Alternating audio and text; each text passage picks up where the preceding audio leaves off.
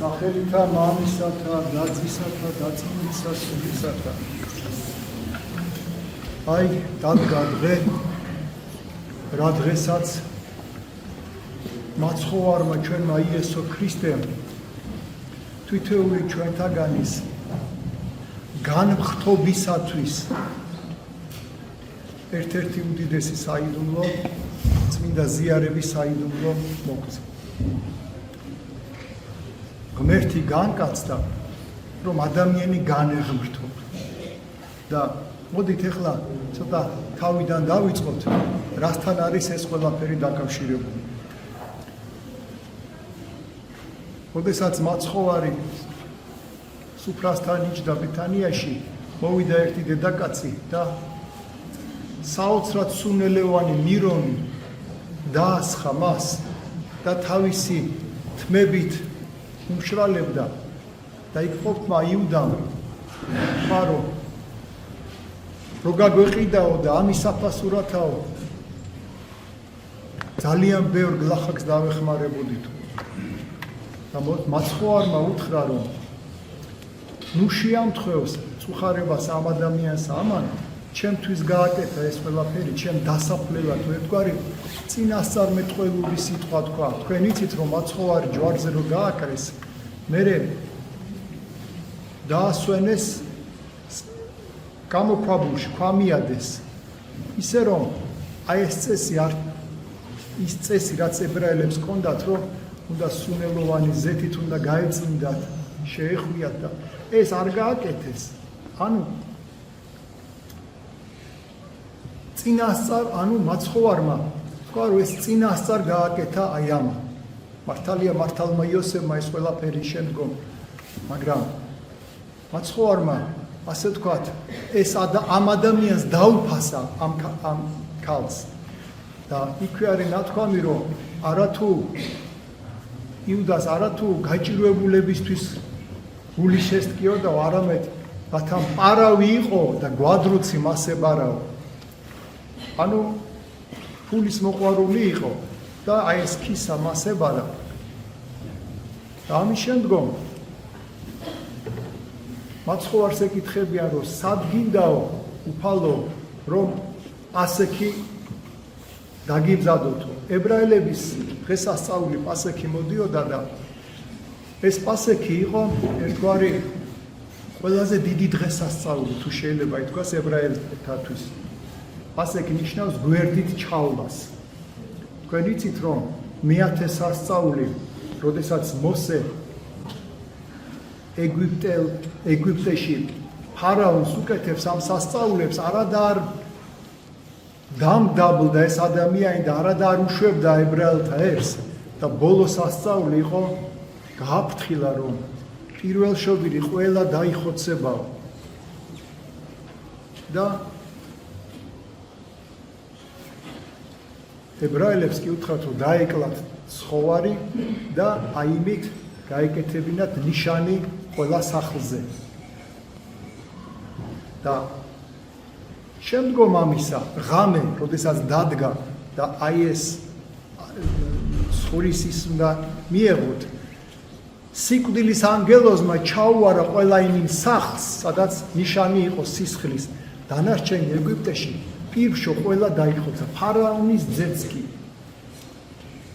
ასე რომ ეს პასექი დიდი დღესასწაული იყო ებრაელთათვის. აი ამის შემდეგ გაუშვა ფარაონმა ებრაელთა ერი მიხვდა რომ ებრაელთა ერის ღმერთი დიდი იყო და წინ ვერ აღუდგებოდა.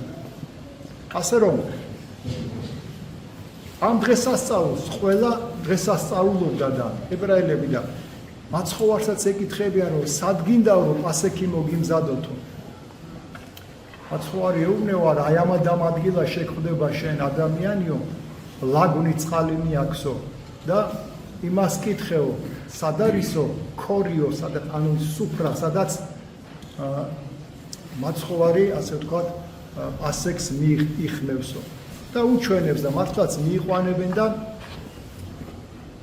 პირველი რასაც გააკეთებს მაცხოვარი აიღებს არდაქს მოიტყ ანუ პირსახოცი თასი და დოქი და დაიწყებს ფეხდბანვას თავის მოციქულებისა. მოციქულებს ძალიან უკვირთ ამას რო აკეთებს ქრისტე და ბევრი ვერ ეპასუხება, მაგრამ პეტრე მოციქული ეუბნება, რომ უფალო შენ დამბანვე ფეხებსაო? აცადეა ან ვესია საჭირო, არა დამბანო მე ფეხი უკუნისამდეო. თუ მე ფეხს არ დაგბანო, ჩემთან წილი არ გექნებაო.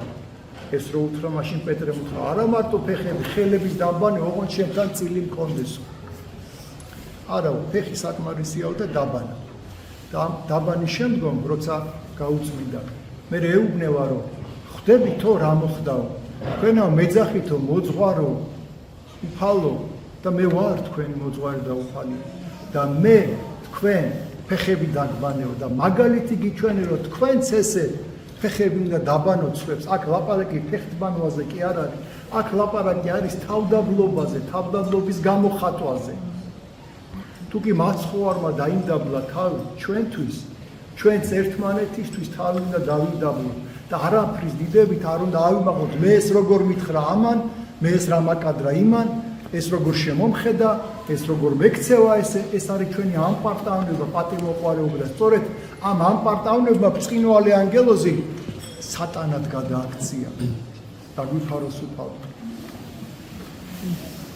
ამის შემდეგ დასწრენ და უშჭამენ და შემდგომ მაცხოვარი ადგება, გატეხავს ყურს და ეტყვის.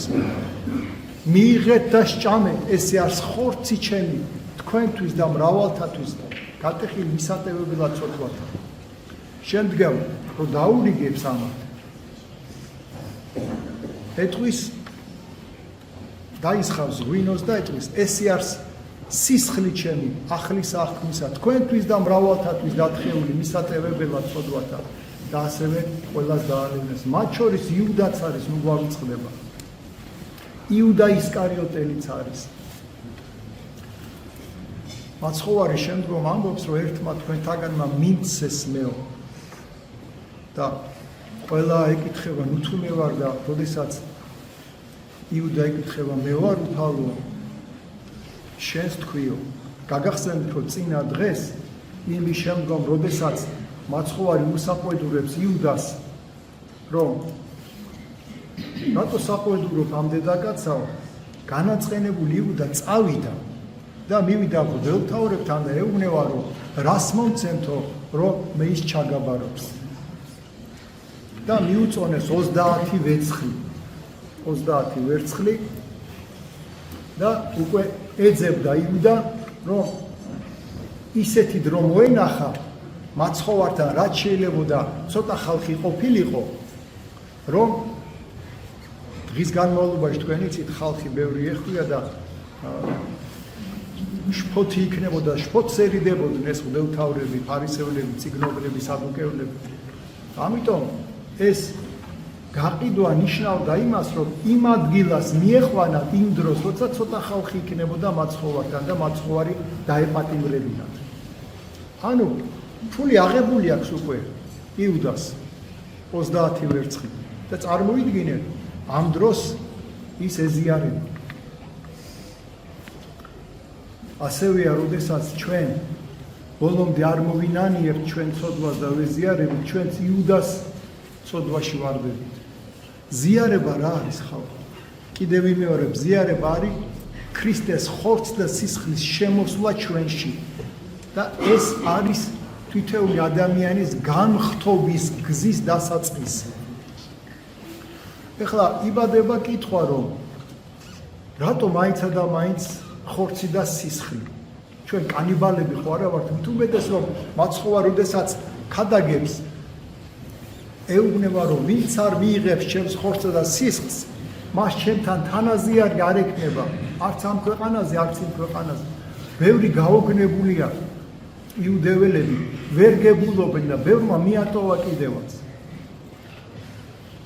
წმინდა მამები ასე განმარტავენ ამას, რომ ადამიანის განხრობა, რა თქმა უნდა, იწყება ჯერ ნათლობით, მირონცხებით, ჯერ მომზადებით ამის ყველაფრის, მერე აღსარებით, ზიარებით, მაგრამ შეხედეთ, სანამ ეს ზიარება დაიწყებოდა, მაცხოვარმა ფეხები დაბანა.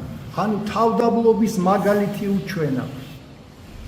ეს აუცილებელი წინაპირობა ადამიანის განხრთობისთვის. რატომ?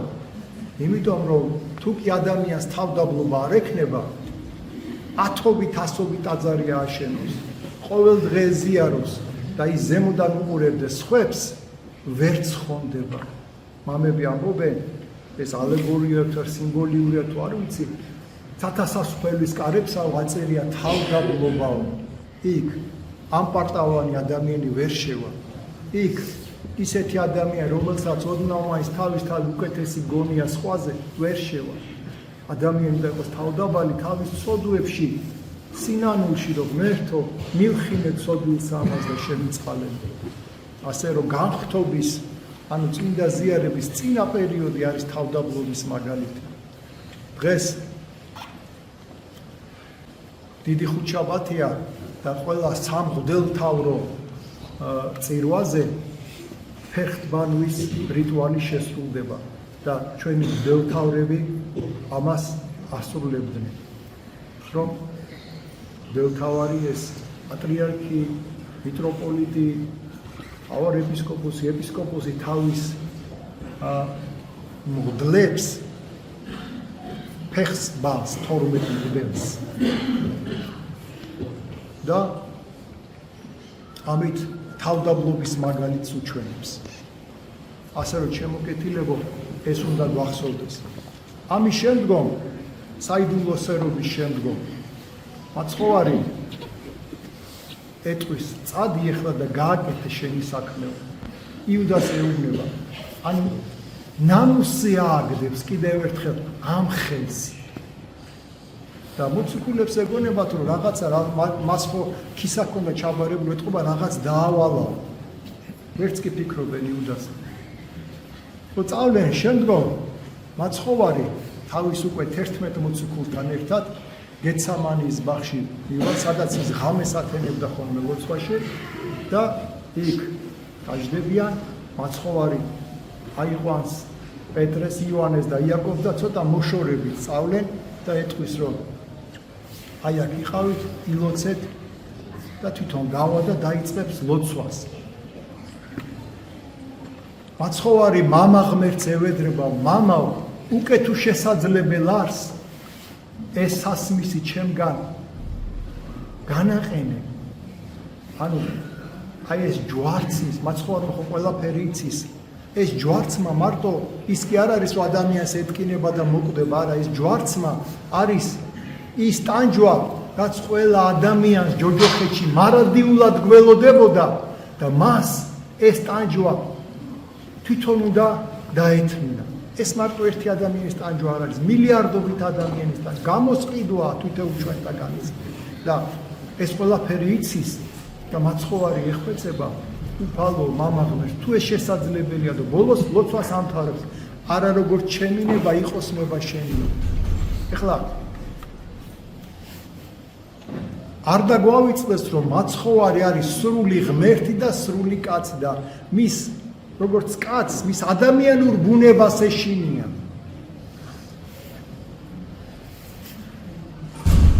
აი სწორედ ასეთ ლოცვებში ჩნდება მაცხოვრის ორი ბუნება.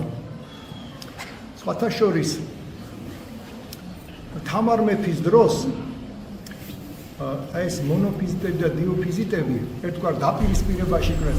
ზაქარია ხარგრძელი ერთხელ მივიდა, რომ მეც უნდა ვეზიარო და არადა ის მონოფიზიტი იყო, ღმერთის ერთ ბუნებას აღიარებდა, ისევ როგორც გრიგორიანები, სომხები და არაზიარეს.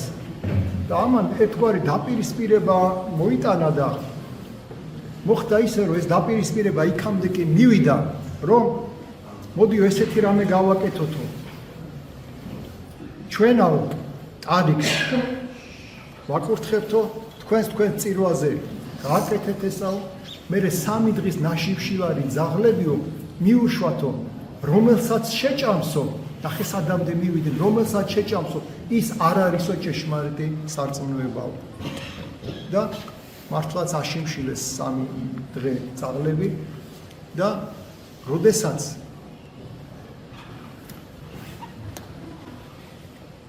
აი ამ გრიგორიანების, აი ამ მონოფიზიტების ესეფის გვერი გამოიტანა, ძაღლი მივარდა და შეჭამა.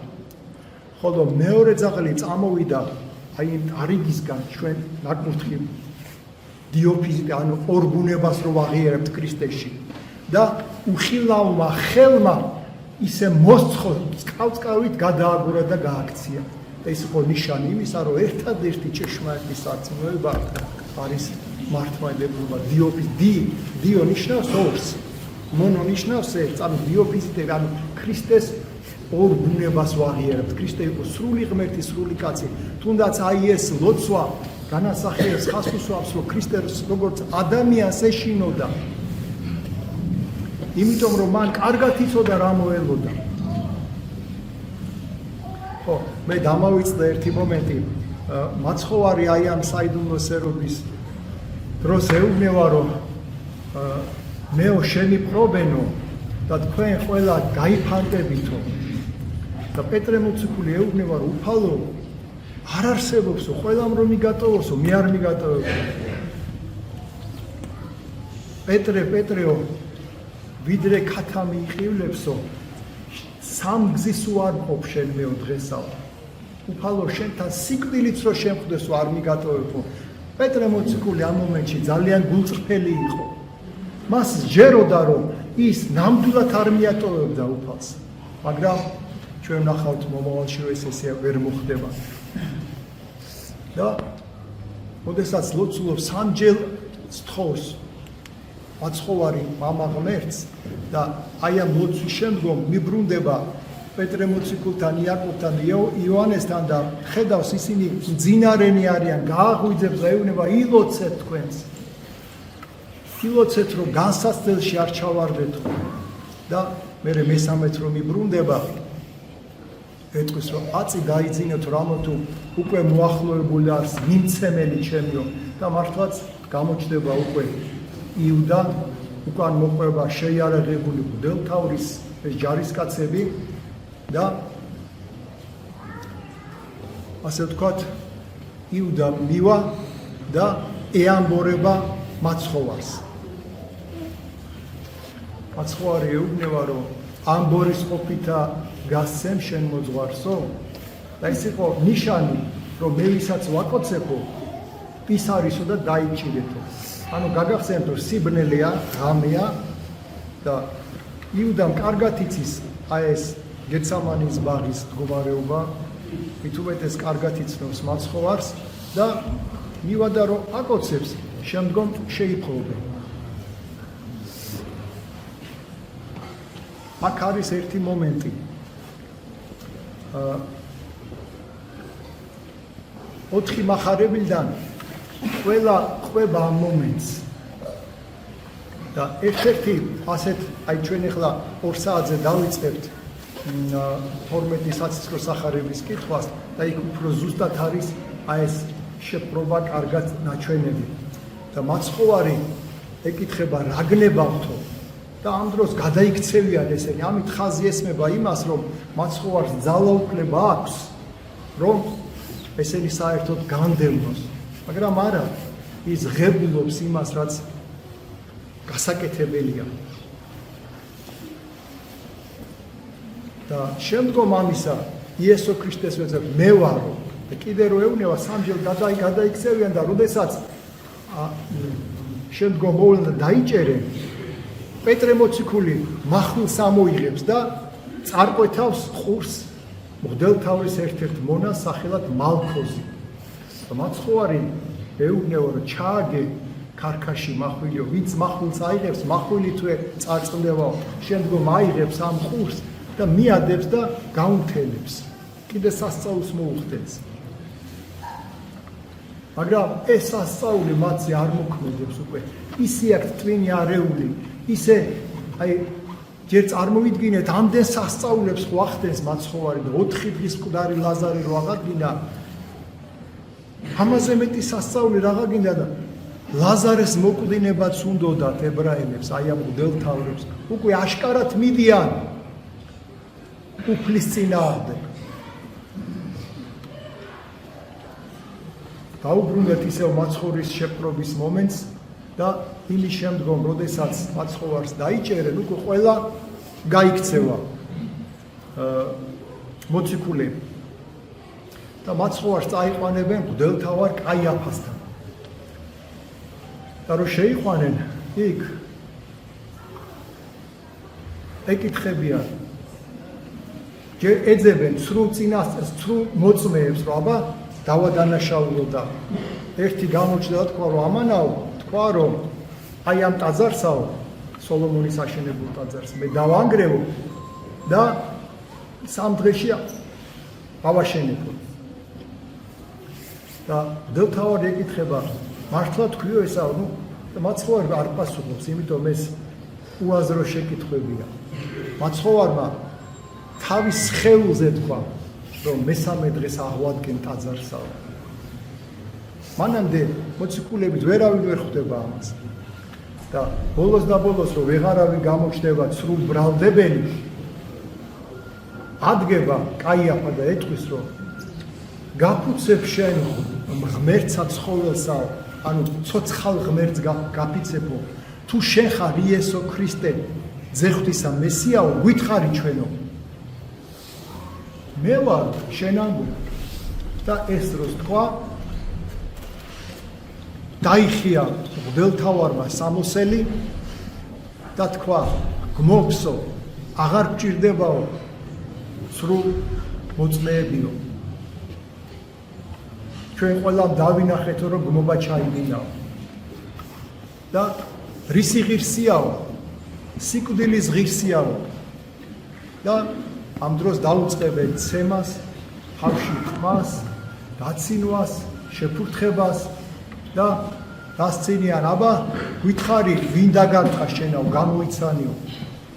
აი ესე, აი ამ დაცინვით გამოყავთ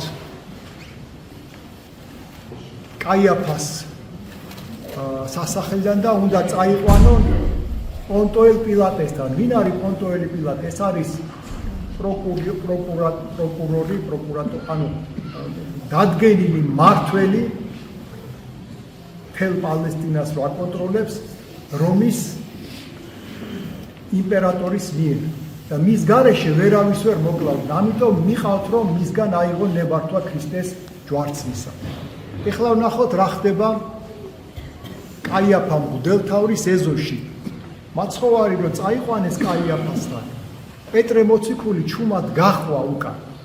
და რომ შევიდა, ყინელი იყო, ანუ ციოდაო და კოცონები ეთო აი ამ ეზოში და ეს ჯარისკაცები თმებოდნენ, ხალხი თმებოდაო.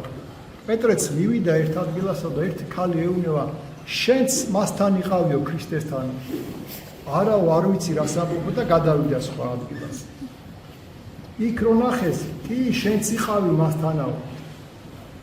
არ ვიცი რას ამბობ, კიდე გადავიდა სხვა ადგილას, მესამეთაც რო უთხრეს, რომ შენც ქრისტესთან იყავიო და ამასაო, შენი სიტყვაც მოწმობსო, გალილეველი, აი როგორც ახლა რაჭველი რო დაილაპარაკებს, ხო შენი ჭირიმე, ვიცით რომ რაჭველია. კახელი რო დაილაპარაკებს, მეგრელი, ხო ხვდებით ინტონაციაზე, ასევე იყო გალილეის სიტყვაც მოგვიგებს შენ რაო, შენც იქიდან ახარო. და მაშინ იწყებს დაფიცებას, არა ვიცნობ ამ კაცსაო. და ამ დროს მამალი იყირებს. და გაახსენდება პეტრე მოციქულს მაცხოვრის სიტყვები, რომ ვიდრე ქათმის ხმობადნე სამგზის უარყოფ მეო. და ამ დროს კიბედიდან ჩამოყავთ ქრისტე და მათი თვალები ერთმანეთს შეხვდება. ეხლა იბადება კითხვა, აი ესეთი გულითადი, ესეთი სიყვარულის მქონე ერთგული პეტრე მოციქული, რატომ მოხდა, რომ აი ესე შეშინდა? მამები ამბობენ, რომ მოხდა ეს იმიტომ, რომ ადამიანმა თავის თავზე დაამყარა იმედი. ყოველთვის, როდესაც ადამიანი თავის თავზე ამყარებს იმედს და არა ღმერთზე, აი ესე ჩაუფლავდება თავის ვაჟკაცობა, როგორც პეტრე მოციქულს. ასე რომ ამის შემდგომ ტირილი დაიწყო პეტრე მოციქულმა, განერიდა იმ სიტუაციას, და ყოველ დილას მამლის ხმობამდეო ხმობისასო მას ცრემლები მოძდიოდა ისე რომ ღარები გაუჩნდა სახეზე ამდენი ცრემლებისგან რომ გაიხსენებდა მის ღალატს ქრისტეს მიმართ. ჩვენ ამ ადგილას ვჩერდებით, სახარება აქ დამთავრდა. ეხლა 2 საათზე ჩვენ დავიწყებთ ცისკარს, შემდგომ დაიწყება 12 საცისკრო სახარებები და იქ გაგრძელდება უკვე აი ის რაც შემდგომ მოხდა. მერთმა დაგლოცოთ, მერთმა გაკუთხოთ და უფალი იქნას თქვენი და სულეთ საქართველოს მფარველი. ან ჩვენთან არც ღმერთთან.